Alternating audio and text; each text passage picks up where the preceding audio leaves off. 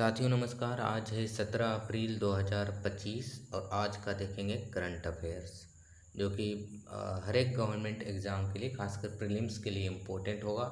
जैसे कि PCS, BPSC, UP PCS, MPSC, UPSC, SSC, Bihar SI, UP SI वगैरह के लिए। तो पहला एक पॉलिटिकल न्यूज जो कि चर्चा में है, नेशनल हेराल्ड प्रकरण, नेशनल हेराल्ड केस क्या है। और daily news, daily current affairs daily 8 बजे शाम को, रात को लाइव सेक्शन पर मिलेगा आपको। नेशनल हेराल्ड केस क्या है, नेशनल हेराल्ड प्रकरण। तो पहले जानते हैं नेशनल हेराल्ड क्या है। द नेशनल हेराल्ड एक न्यूज़पेपर है। क्या है नेशनल हेराल्ड? एक न्यूज़पेपर है जो कि 1938 में लखनऊ में शुरू किया गया था, जवाहरलाल नेहरू के द्वारा स्टार्ट किया गया था, फाउंड किया गया था।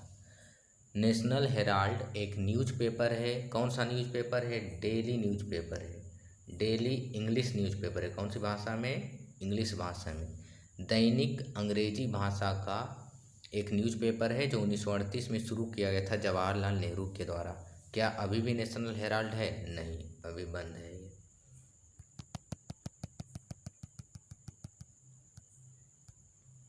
नेशनल हेराल्ड को पब्लिश कौन करता था, प्रकाशित करता था? एजीएल एक कंपनी था, non profit company, Associated Journals Limited इसका पूरा रूप है। एजेएल, एसोसिएटेड जर्नल्स लिमिटेड कंपनी के द्वारा नेशनल हेराल्ड न्यूज़पेपर को पब्लिश किया जाता था, प्रकाशित किया जाता था।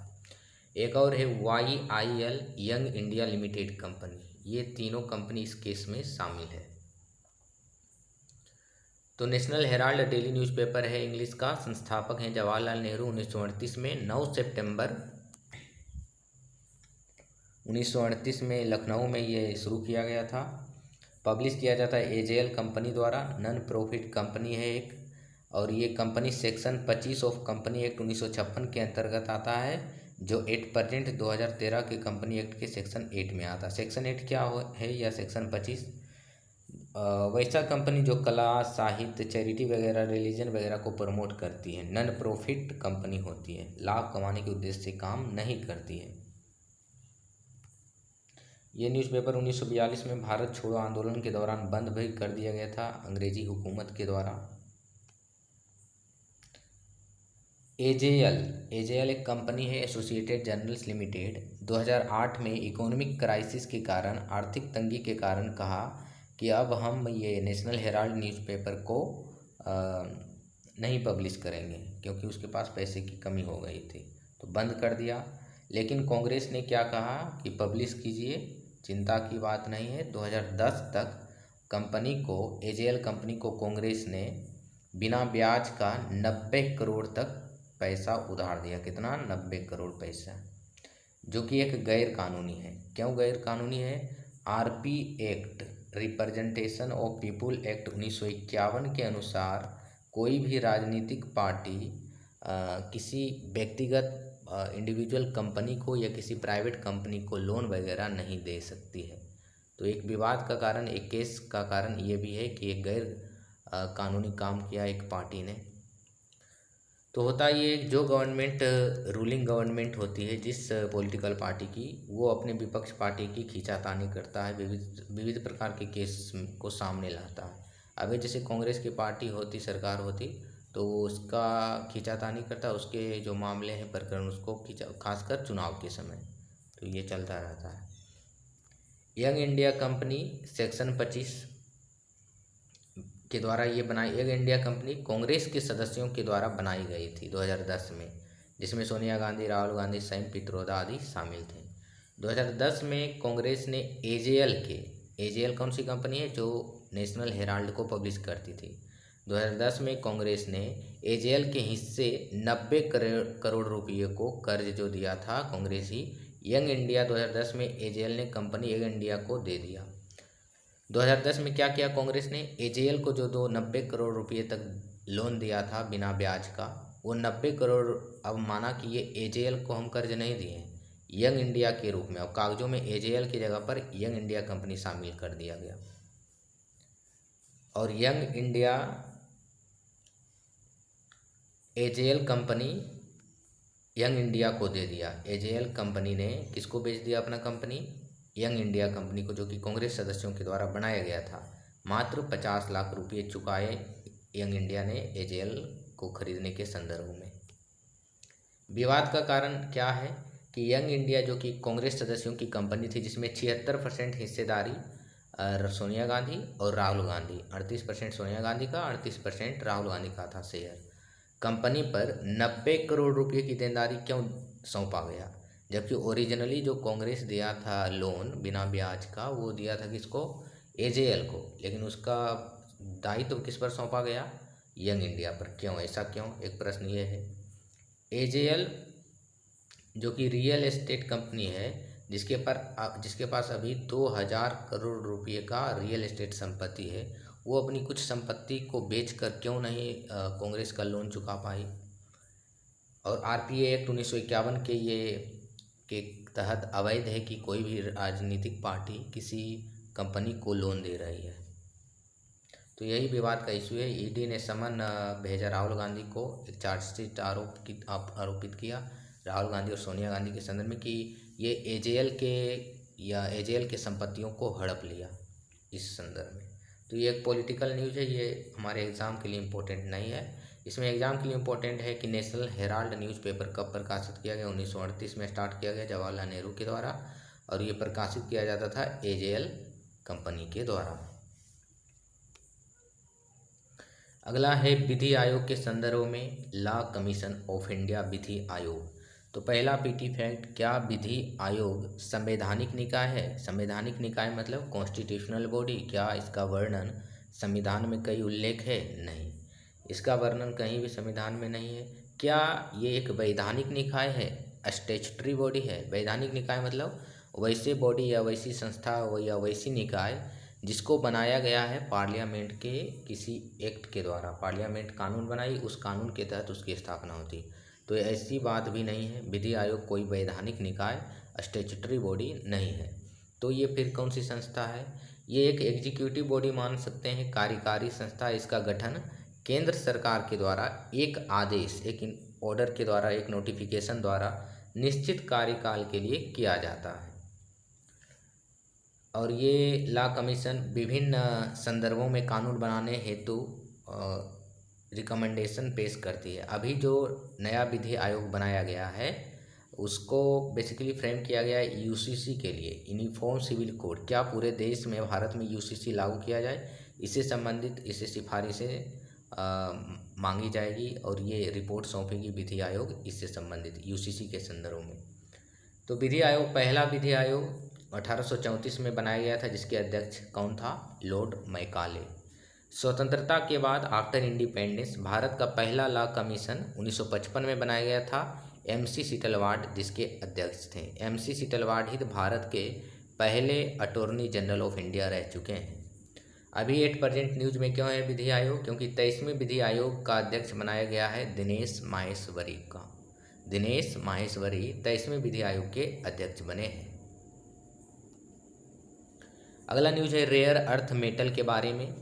रेयर अर्थ मेटल क्या है? दुर्लभ मृदा धातु या दुर्लभ मृदा तत्व।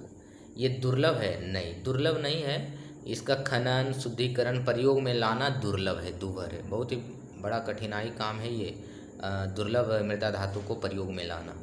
आवर्त सारणी के लेंथेनाइड वर्ग में 15 तत्व और स्कैंडियम और इट्रियम टोटल 17 तत्व जो कि रेयर अर्थ मेटल में आते हैं। तो ये पीटी फैक्ट है साइंस के लिए कि रेयर अर्थ मेटल में कितने तत्व शामिल हैं? 17 तत्व शामिल हैं। इसका महत्व क्यों है? सेमीकंडक्टर बनाने में, चिप बनाने में, ई व्हीकल बनाने में, इलेक्ट्रॉनिक व्हीकल बनाने में, सोलर पैनल में इसका इस्तेमाल होता है, स्मार्टफोन में, टेलीविज़न वगैरह में। चीन पूरे वर्ल्ड का 80 से 90% डिमांड को पूर्ति करता है। किसकी डिमांड? रेयर अर्थ मेटल की डिमांड की पूर्ति करता है। जैसे ये आवर्त सारणी है, तो आवर्त सारणी में स्कैंडियम जिसकी परमाणु संख्या 21 है और इट्रियम जिसकी परमाणु संख्या 39 है, ये दोनों भी रेयर अर्थ मेटल में शामिल है। रेयर अर्थ मेटल या रेयर अर्थ एलिमेंट भी बोल सकते हैं। उसके बाद परमाणु संख्या 57, एटॉमिक नंबर 57, लेंथेनम से लेकर ये पूरे रेयर अर्थ मेटल में शामिल है। तो टोटल 17 तत्व शामिल हैं रेयर अर्थ मेटल में। तो पूछ दिया जाए कि दुर्लभ मृदा धातु में कितने तत्व शामिल हैं? 17। अमेरिका ने चीन पर 245% टैरिफ इम्पोज किया। टैरिफ क्या होता है? एक प्रकार का आयात शुल्क होता है कि कोई भी सामान या कोई भी चीज़ें आती है चाइना से, भारत अमेरिका इंपोर्ट होता है तो उस पर एडिशनली 235% टैक्स पे करेगा, यानी कि महंगी बिकेगी सामानें। क्यों महंगी बिकेगी? ताकि अमेरिका में ही उस वस्तु का उत्पादन हो, प्रोडक्शन बढ़ाने के लिए। तो चीन ने क्या किया? टैरिफ होता है, टैरिफ मतलब आयात शुल्क, और एक होता है पारस्परिक टैरिफ। ये क्या होता है? पारस्परिक टैरिफ, या इसको इंग्लिश में बोलते हैं रेसिप्रोकल टैरिफ।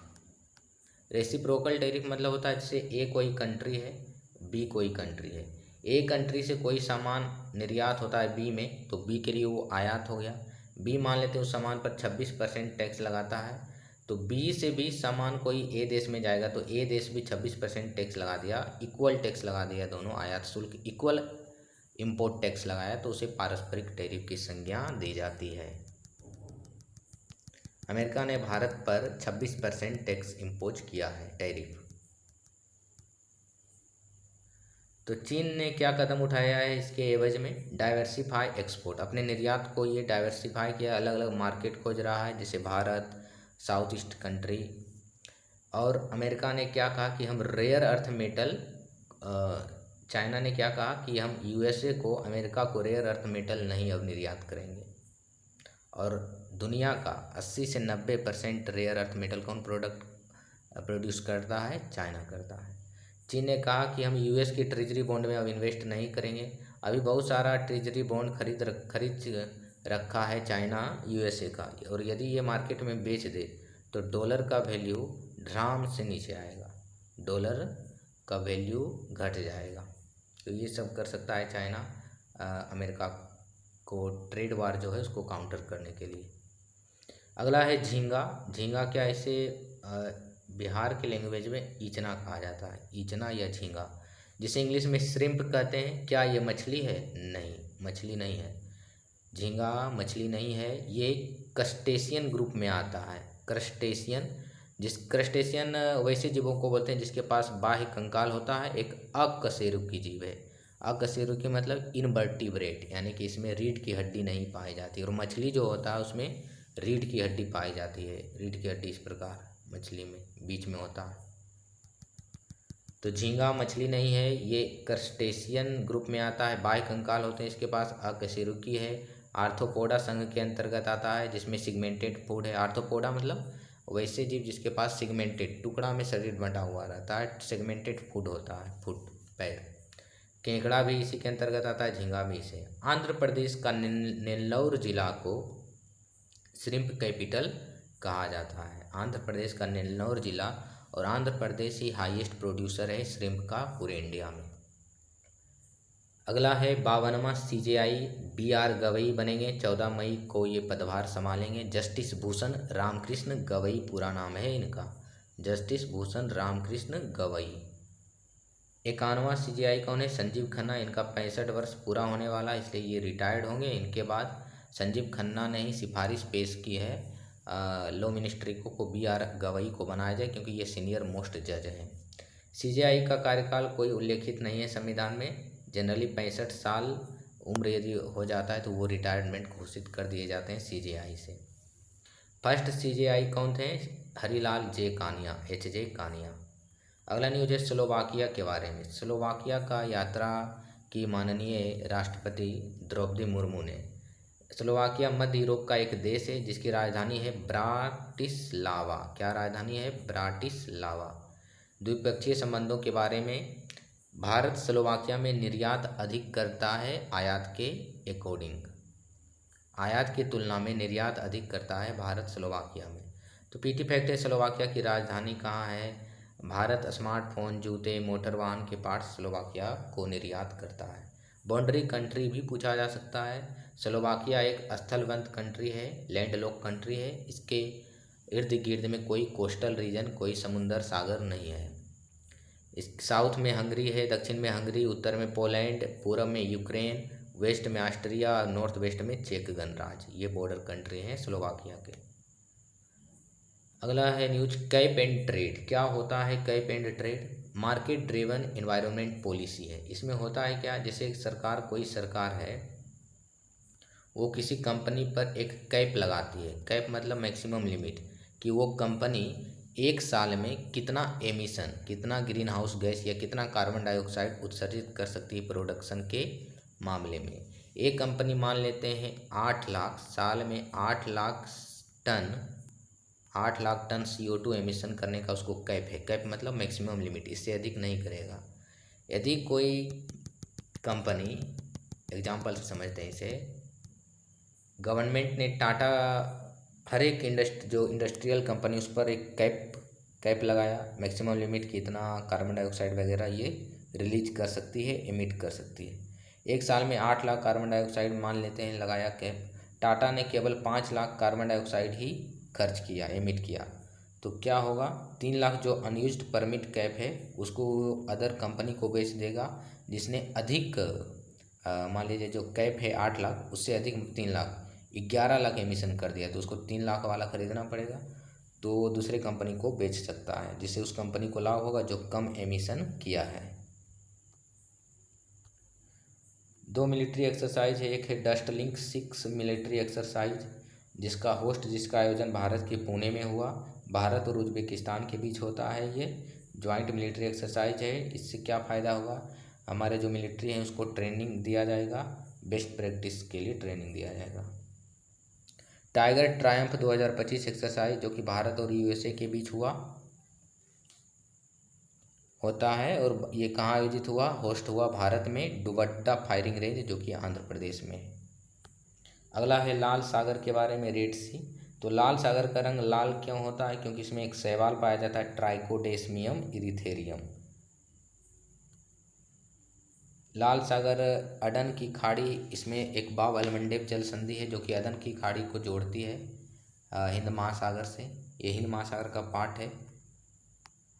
डेजी, यदि पूछा जाता है जनरली, लाल सागर से कौन सी देश की सीमा लगती है, तो इसका ट्रिक है डेजी। डी से जिबूटी, ई से इरिटेरिया, एस से सूडान, एस से सऊदी अरब, ई से इजिप्ट, वाई से यमन। तो इसको ध्यान में रखना है। ये था आज का current affairs. Daily current affairs के लिए आप जुड़ सकते हैं रोज़ 8 PM को लाइव।